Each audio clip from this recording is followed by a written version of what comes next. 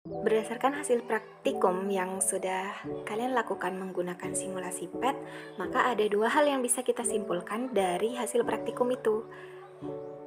Kita mulai dari tujuan yang pertama adalah menentukan hubungan gaya dan pertambahan panjang.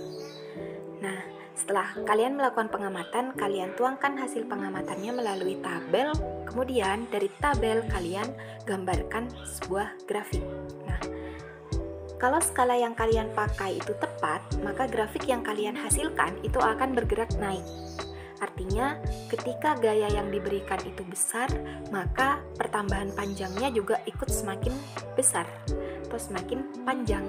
Nah, maka dapat dikatakan bahwa F itu sebanding dengan delta X, di mana F itu adalah gaya dan delta X itu adalah pertambahan panjang. Nah, maka kesimpulannya itu adalah gaya berbanding lurus dengan pertambahan panjang.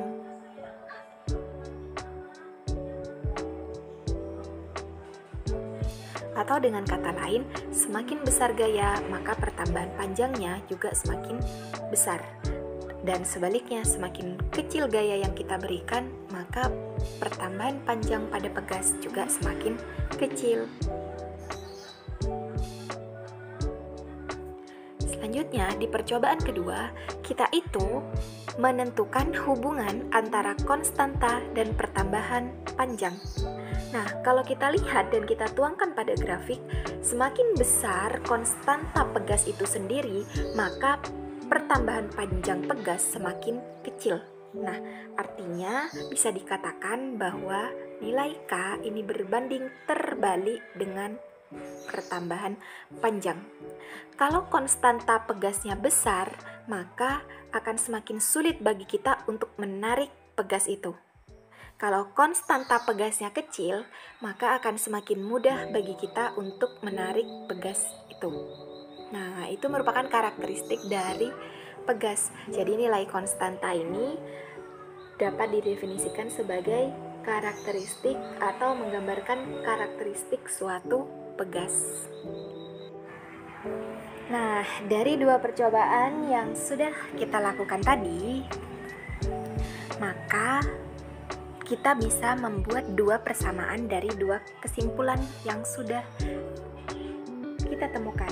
Kesimpulan yang pertama di mana F sebanding dengan delta X, dan kesimpulan yang kedua K berbanding terbalik dengan delta X. Nah, kalau kita gabungkan, maka F berbanding lurus dengan delta X, artinya mereka berada pada posisi yang sejajar di kedua ruas.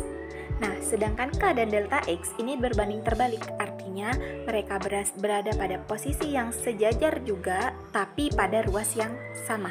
Ini artinya berbanding terbalik. Nah, persoalan ini akhirnya disebut sebagai hukum Hooke. Nah, karena Hooke ini adalah orang yang pertama kali meneliti tentang pegas dan karakteristik pegas itu sendiri.